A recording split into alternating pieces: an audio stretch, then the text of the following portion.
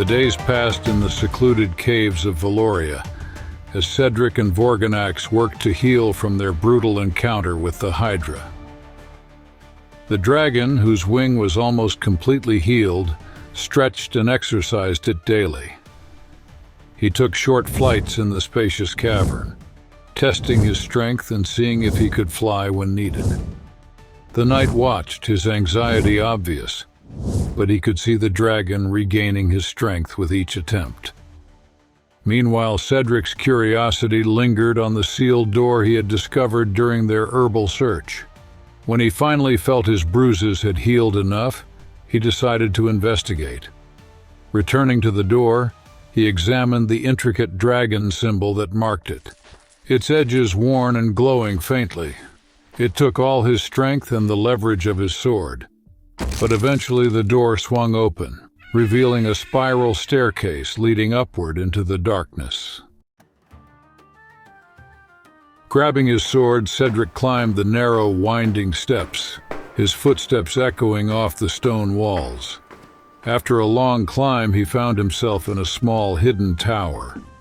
Dust hung heavy in the air, and the walls were lined with shelves filled with ancient scrolls and tomes. In the center of the room stood a massive, intricately carved stone table, upon which lay maps and relics that seemed untouched by time. Cedric's gaze fell upon a dusty, detailed map of ancient kingdoms, marked with where dragon sightings had been recorded. He found delicate dragon figurines carved from various gemstones, each in a unique pose. Beside them lay a large tome bound in dragon skin and covered in arcane symbols. Cedric opened it, revealing sketches of dragons and descriptions in an ancient language. Realizing the importance of what he had found, Cedric activated his medallion. Vorganax, I have found something. A map of some sort. I think it shows the locations of dragons. And there are scrolls, ancient writings that I cannot read. Vorganax's voice boomed through the medallion. A map, you say? It may hold the answers we seek. The knight examined the nearest scroll, carefully unrolling it. Yes, I think so. One of the books, The Great Siege of Valoria, has notes on alliances between dragons and humans. They speak of an ancient pact I have never heard of. It may explain where the other dragons who survived went. Bring what you can carry, The dragon replied, his tone eager but measured. These writings may hold the key to finding others like me. If dragons once allied with humans, it could change everything we know. But that also means we may run into those who would keep this knowledge secret. Cedric nodded, carefully folding the map and selecting a few scrolls that seemed to reference dragon migrations and the aftermath of wars. He descended the spiral staircase, securing the ancient texts in his backpack. When he returned to the cave, Vorganax landed next to him, shaking his wings and folding them in a satisfied manner. We may finally have some clues. Cedric said, holding out the map and scrolls. These could lead us to other dragons, or at least those who can help us find them. The dragon's eyes gleamed with anticipation. Then our search was not in vain. I never thought I'd see these writings again. It's a very ancient language no one has spoken in a long time. They are remnants of a time forgotten by most. Let's hope they can lead us in the right direction. Cedric spent his days studying scrolls and books in the hidden tower, deciphering fragments of ancient knowledge. He had set up a small study area on a stone table surrounded by crumbling tomes and relics from a forgotten era. His progress was slow, but each new discovery only strengthened his resolve. Here he discovered stories of dragon clans and records of secret alliances between humans and dragons, remnants of a bygone era. One afternoon, while taking a break, he walked to the narrow window, enjoying the rare moment of sunlight that filtered into the dusty room. As he peered outside, he spotted a group of riders in the distance. At first, he mistook them for a caravan, likely passing on their way to another settlement. Satisfied, he returned to his reading, convinced that they were of no importance.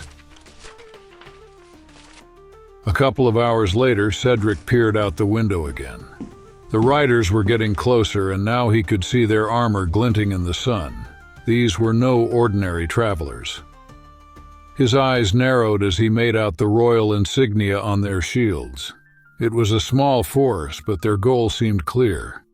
They were heading straight for the ruins of Valoria. With his heart pounding, he quickly gathered his things and hurried down the spiral staircase. When he reached the mouth of the cave, he saw Vorganax spreading his wings in the open air. "We have company," he informed him. "The riders are soldiers by the look of them. They're coming this way." The dragon's gaze turned steely. I will circle around them and come from behind, he said. If they mean harm, I will make sure they are surprised. You should be prepared. I will watch from afar until you need me. The knight nodded, buckling his armor and strapping his sword to his side. He took a deep breath, feeling the familiar weight of his shield on his arm as he braced himself at the entrance. Soon he heard the faint clanking of armor and the steady thud of hooves. The party entered the cave, their footsteps echoing off the stone. Seeing Cedric, the leader of the group stepped forward, drawing his sword. "Who are you?" he demanded, his tone harsh. "A simple traveler," Cedric replied, not moving from his spot. The leader's eyes narrowed as he appraised the knight. "And what business would a simple traveler have in the ruins of Valoria?" "I am resting after a long journey," Cedric replied calmly. "There is nothing more to find here." Another soldier spoke up. "We are looking for a patrol that recently disappeared in these parts. Have you seen anyone else?" Cedric shook his head. "No one but me. As far as I can tell, these ruins were empty." The leader's expression hardened. "We will be the judge of that. You come with us under orders from the Royal Guard. We are taking you to Sunspire for questioning. Resist, and you will leave us no choice but to cut you down." Cedric weighed his options, then nodded, his face impassive. "Very well. Lead the way." Leaving the cave, the soldiers motioned for Cedric to mount one of their spare horses, and one of the soldiers who had escorted him mounted his. As he climbed into the saddle, he spoke softly. "Vorganax, I will go with them. Do not interfere, at least for now. We will see what they want." In his mind, he heard Vorganax's faint growl in answer. Understood. I'll be watching you from above. Be careful, my friend. As they made their way to Sunspire, Cedric kept a wary eye on his captors. He was ready to make his move when the time came. With the dragon nearby, he knew he had an ace up his sleeve if things got worse. But for now, he decided to play along, curious as to what had drawn the Royal Guard to this abandoned place. He rode in silence as the Royal Guards escorted him into Sunspire, their watchful eyes rarely leaving his. The soldiers spoke to each other in a language Cedric could not understand, their words flowing in strange and musical rhythms as unfamiliar as the land they walked on. He could feel the tension in their voices, and from their quick glances and brief exchanges, he guessed that they were discussing his fate.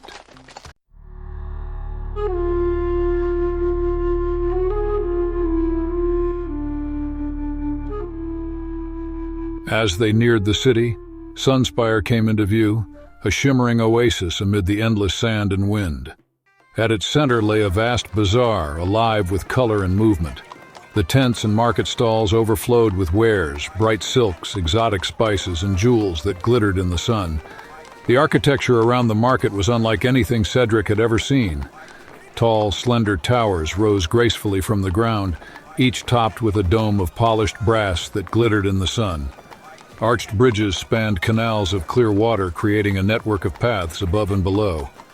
The city seemed like a mirage, a beautiful pearl in the desert. Beyond the bazaar stood the palace, an imposing structure of white stone, decorated with intricate carvings and delicate mosaics depicting ancient battles and the rise of kings. Its high gates opened onto a spacious courtyard where fountains trickled, and palm trees cast cool shade on the polished marble. The guards led Cedric through the courtyard, finally stopping at the entrance to the palace. One of them stepped forward. Give me your sword. He ordered in a sharp voice. And your shield. Cedric hesitated, instinctively clutching the hilt of his sword. But he knew that resistance would only make the situation worse.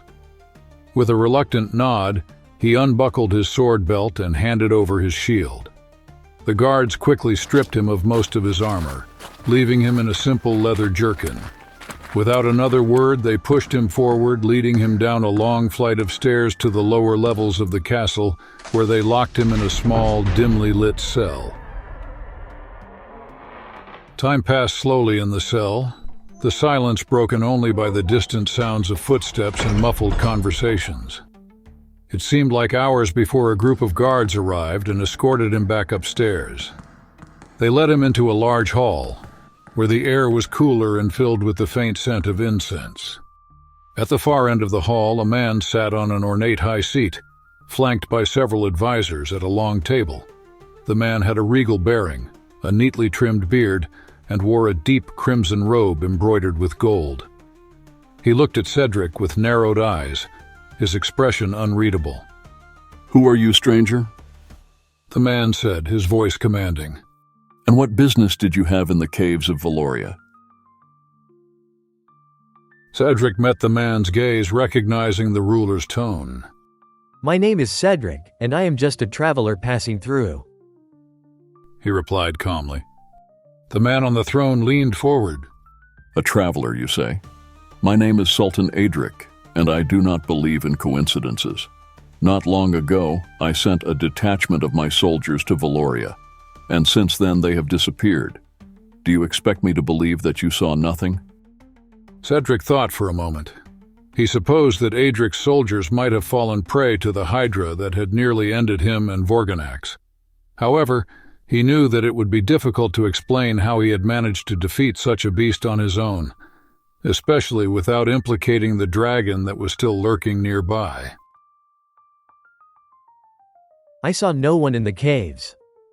He answered carefully, keeping his tone respectful. They seemed abandoned when I arrived. I only wanted to pass through them, seeking shelter. Sultan Cedric's eyes narrowed, his suspicion obvious. "I think you lie," he said coldly. "Only a fool or a spy would wander into these ruins alone, and I do not think you a fool. You have come for a reason, and you will tell me what that reason is." Cedric met the Sultan's gaze with quiet determination. With all due respect, Your Majesty, I have told you the truth. The Sultan leaned back, his expression hardening. "Very well, if you wish to play it that way. You leave me no choice but to believe you a spy. You will rot in my dungeons until you dare tell the truth." Two guards stepped forward, each taking a hold of Cedric's hands. He remained silent, knowing that any further protest would be ignored. As he was led back to the door, he caught a glimpse of Cedric, his face impassive and unforgiving. As he was led back to his cell, Cedric's thoughts raced. He would need to find a way to escape, and he had to act fast before he was locked back in the dungeons. As the guards led him down the stone steps, he noticed an open door leading into the courtyard. Taking advantage of the opportunity, he suddenly turned and kicked one of the guards in the back. The guard screamed and rolled down the stairs, colliding with the next guard, who tripped and fell after him. Taking advantage of the confusion, Cedric rushed through the open door into the courtyard. Once outside, he turned to the medallion. Vorganax. He called urgently. I managed to get out, but they are gaining on me. I need your help. I am on my way. The dragon growled. Wait for me. Cedric quickly looked around. The courtyard was bustling with activity, guards rushing in from all directions. Two guards immediately spotted him, and an alarm went off, echoing throughout the castle. Two guards rushed at him. He dodged the first one that swung its sword at him, narrowly missing. He grabbed a wooden training sword from near the stables and slammed it into the guard's head. The guard fell to the ground, dropping his sword. Cedric grabbed it and turned to face the second guard, raising the shield he had picked up from the fallen man. The second guard lunged, but Cedric parried the blow and struck back, knocking the guard back. More guards rushed into the courtyard, their footsteps thundering as they raised their weapons and advanced. He prepared to fight off as many as he could, when suddenly a huge shadow covered the courtyard. Vorganax descended from above, landing with a force that sent a shockwave through the courtyard, knocking several guards off their feet. The dragon roared, the sound echoing off the castle walls. The guards began to run around in panic, some screaming, others frozen in fear.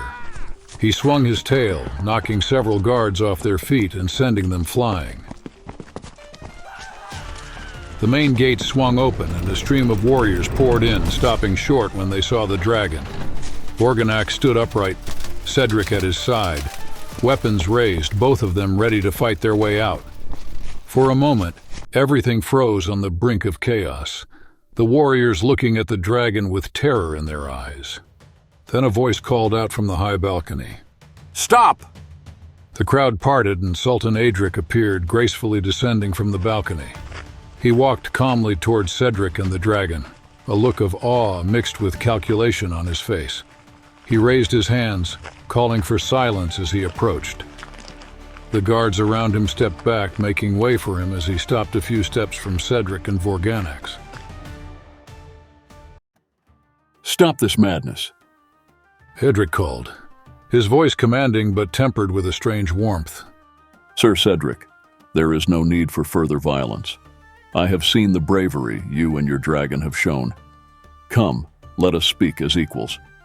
I offer you my hospitality, both of you. No harm will come to you. I promise. Cedric kept his eyes on the Sultan, his eyes narrowed in suspicion. And why should I trust you?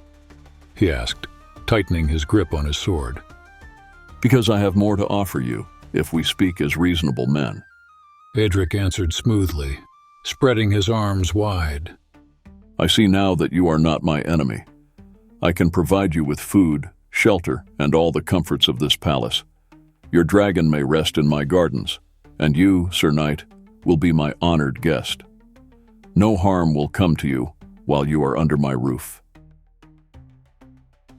Cedric looked at Vorganax and they exchanged a quiet glance. Scales glinting in the sun, the dragon nodded slowly in approval. Perhaps they could resolve the misunderstanding between the Sultan and Cedric. There was little to be gained by continuing to fight. Very well, Cedric said, lowering his sword and offering it to one of the guards. I accept your hospitality. Cedric smiled and nodded to his guards, who took Cedric's weapons and they walked back into the castle together. Vorganax relaxed, but kept his gaze trained on the soldiers, ready to strike if anyone made a false move. Please make yourself at home. Cedric said as they re-entered the great hall. I will see to it that your every need is met, and then we will speak of what brought you to the caves of Valoria. A strange alliance was formed. Cedric followed Cedric deeper into the palace, the dragon and knight's quest taking an unexpected turn. They had much to discuss. They were guests now, and their path led into unexpected territory. Vorganax walked leisurely down the wide sunlit avenue, taking in the vibrant colors and scents of Sunspire's gardens. A large garden spread out before him, filled with lush exotic plants and blooming flowers that seemed to bask in the warm embrace of the sun. Delicate stone fountains trickled clear water and palm trees rustled in the gentle breeze, their shadows dancing across the emerald lawns. Finding a comfortable spot on the large sunlit patch of grass, he settled in with a deep, contented hum. The scorching sun of Zahira felt good on his scales, and he lazily spread his wings, enjoying the feeling of warmth that spread through him. After weeks spent sheltering in the dark, damp caves of Valoria, the dry heat and open sky were a welcome change. He felt as if he was finally in his element, here in this kingdom of endless sun and sand. Lying there, the sun's rays washing over him, Vorganax closed his eyes, his large frame blending into the oasis-like surroundings of the garden.